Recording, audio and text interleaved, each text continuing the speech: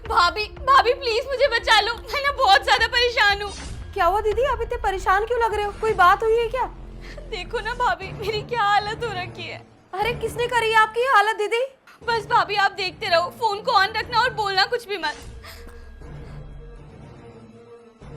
बहू यहाँ बैठ के तू आराम फरमा रही है। तुझे मैंने बोला था ना मेरे लिए जाके गर्मा गर्म एक कप चाय बना के ला। यहाँ पे बैठ के आराम फरमा रही है, एक काम नहीं होता तुझसे। मम्मी जी कहा था ना मैंने आपसे, आज सुबह से मेरी तबीयत बिल्कुल भी ठीक नहीं है और ये जो लग गई थी ना कल, इसमें बहुत दर्द हो रहा है। मैं थोड़ी देर रेस्ट करके बना दूंगी आपके लिए चाय। बहू ये नाटकबाजी ना अपने घर पे दिखाइयो, यहाँ दिखाने की जरूरत नहीं है। मैं तेरी सास हूँ, ये तेरा ससुराल है और यहाँ की तू बहू है। जो मैं तुझे बोलूंगी ना वो तुझे करना होगा, चाहे तू हंस के कर या रो के कर। ज्यादा मेरे आगे काम चोरी करने की जरूरत नहीं है और दूसरे बहू की तरह बहाने मत बना मेरे आगे, वरना नीचे पटक पटक के मारूंगी तुझे। जा जाके मेरे लिए चाय बना के ला। लेकिन मम्मी जी आपको अच्छे से पता है ना, मेरे माँ बाप नहीं है। मेरे भैया भाभी ने इतना खुश होकर इस घर में मेरी शादी करवाई थी और आप भी उनके सामने कितनी अच्छी बनती हो, जैसे आप लोग मेरा बहुत ध्यान रखते हो और पीठ पीछे ये सब कुछ। अगर उन्हें इस बारे में पता लगेगा ना तो उन लोगों को बहुत बुरा लगेगा। मम्मी जी वो छोड़ेंगे नहीं आपको। अरे तेरे भाई भाभी को जूते मारूं मैं, दहेज के नाम पे उनसे ना कुछ दिया नहीं गया। खामखा अपनी इस बोझ बहन को हमारे पल्ले बांध दिया उन्होंने। अरे शुक्र मना हमारे जैसा खानदान मिल गया, मेरे जैसा बेटा मिल गया जो कमा कमा के लाके देता तो है। कम से कम दिन रात इस घर में अच्छे से रहती है, सुकून से रहती है, 4 टाइम खाना खाती है। ये सब कम है क्या तेरे लिए?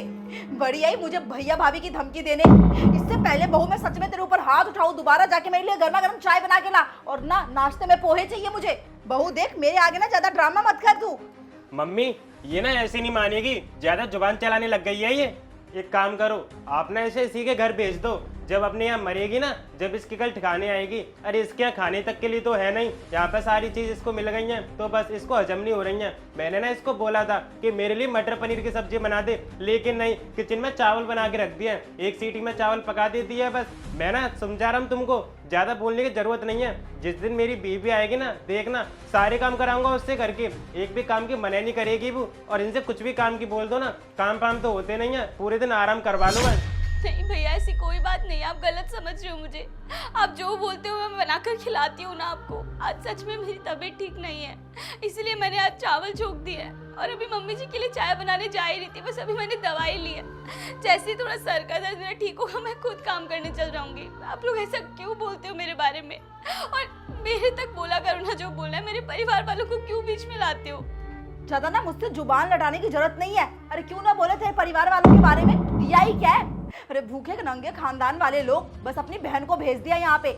ये नहीं कि इन लोगों को कुछ दहेज दे दूं, एक भी पैसा तेरा भाई गिन के नहीं दिया, ना ही तो गहने दिए ढंग के। और बड़ी आई बहन, मेरे परिवार वालों के बारे में कुछ मत बोलो मम्मी जी, मैं तो बोलूंगी। और जो मेरे बेटे को खाना है ना चुपचाप बना के ला, और मेरे लिए भी ना चाय और पोहे मेरे पलंग पे पहुंच जाना चाहिए।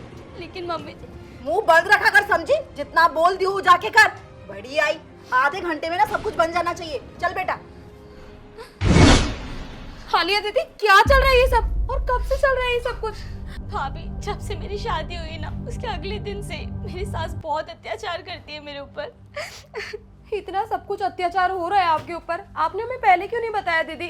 भाभी कैसे बताती मैं आपको ये सारी बातें। मेरी सास ने ना पहले ही दिन से मुझे डरा धमका रखा है कि मैं आप लोगों को कुछ ना बताऊं। अब वो भी यहाँ पर नहीं रहते हैं, उनको भी बस यही बता रखे हैं कि मैं बहुत अच्छे से रहती हूँ। और फिर भैया भी तो हमेशा यही कहते हैं ना कि अपने ससुराल की बातें कभी पीयर में नहीं बतानी चाहिए। इसीलिए भाभी मैंने सोचा शायद धीरे धीरे सब सही हो जाएगा, मम्मी जी समझ जाएंगी कि मेरी कोई गलती नहीं है।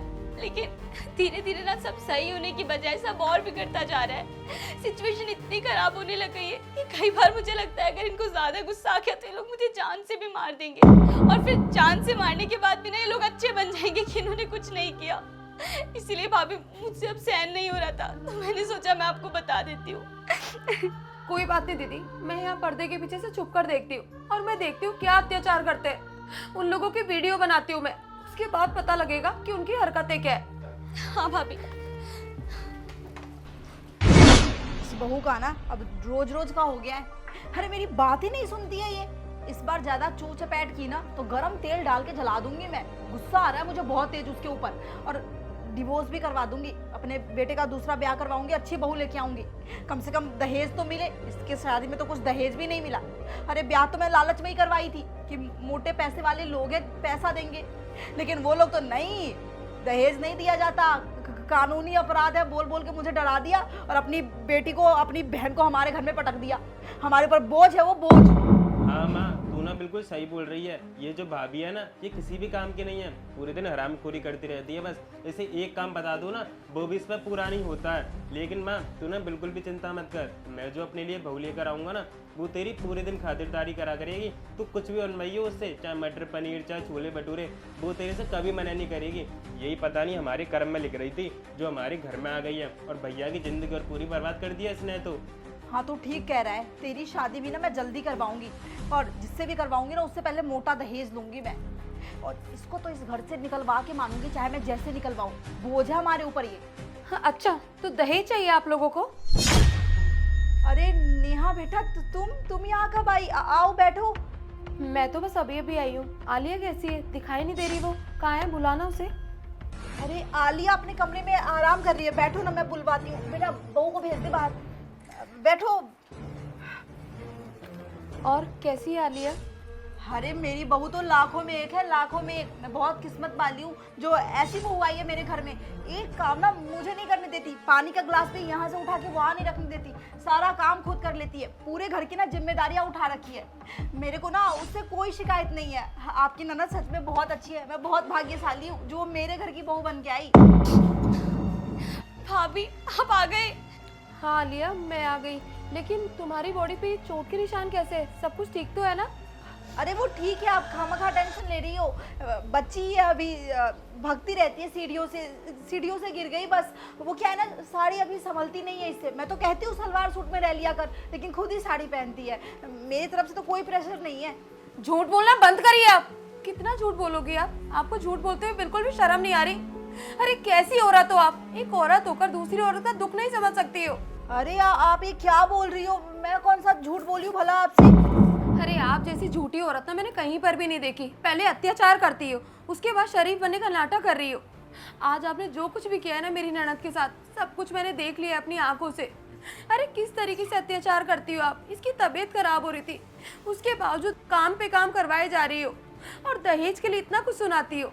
अरे आपकी भी खुद की बेटी है एक, अगर उसके ससुराल में उसके साथ ऐसा हो तो क्या आपको अच्छा लगेगा? अरे आलिया ना बहुत सीधी है, बहुत अच्छी लड़की है ये, कभी इसने कोई शिकायत का मौका नहीं दिया है, और हमारी लाडली है ये। अगर ऐसा सब कुछ होगा तो हमें बहुत बुरा लगता है। पता है आपको, इसके माँ बाप नहीं है इस दुनिया में, हमने इसका कन्यादान किया है, और आज इसके ऊपर ये सब अत्याचार होगा तो हम लोग बिल्कुल भी बर्दाश्त नहीं करेंगे। आप जो ये कर रही हो ना, या तो आप सुधर जाओ, वरना आप क्या डिवोर्स देने की बात कर रही थी? मैं डिवोर्स करवाकर आपको ना थाने में भिजवा दूंगी, ध्यान रखना आप। अरे आप गलत समझ रही हो, ऐसा कुछ भी नहीं है। मैं अपनी बहू को बहुत प्यार से रहती हूँ। अरे पूरे घर को अच्छे से संभालती है, ये सारी जिम्मेदारी उठा रखी है, मुझे परेशानी नहीं होने देती। तो भला मैं क्यों इसके ऊपर अत्याचार करूंगी? आपको लगता है किसी ने फोन वोन करके भड़का दिया होगा? ऐसा वैसा कुछ नहीं है। बताना बहू अपनी भाभी को, बताओ ना, चुप क्यों खड़ी है? क्या बताऊं मम्मी जी, और आप क्यों झूठ बोल रही हो भाभी से? कितना झूठ बोलोगी भाभी? ये निशान कोई मेरे गिरने से नहीं हुए हैं। मेरी मम्मी जी ना मुझे रोज मारती है, रोज मेरे ऊपर हाथ उठाती है, और इनके साथ साथ भैया भी। और इन्होंने मुझे डरा धमका रखा है कि मैं आप लोगों को कुछ ना बताऊं। लेकिन अब ना पानी सर से ऊपर जा रहा था, और अच्छा हुआ आपको सब कुछ पता लग गया। प्लीज भाभी मुझे यहाँ से ले चलो, मुझे नहीं रहना है इस घर में। हाँ दीदी, मैं आपको यहाँ से लेकर चलूंगी, और इस औरत को सजा ना थाने में मिलेगी। ये ना कभी सुधरने वाली नहीं है। चलो दीदी यहाँ से। अरे ये बहू है मेरे घर की। चुप कर एकदम। जिस दिन तुम्हारी बेटी के साथ ये सब कुछ होगा ना, तब तुम्हें पता लगेगा। दूसरों की बेटी के साथ तो तुम अत्याचार कर रही हो ना। चलो यहाँ से। नालायक।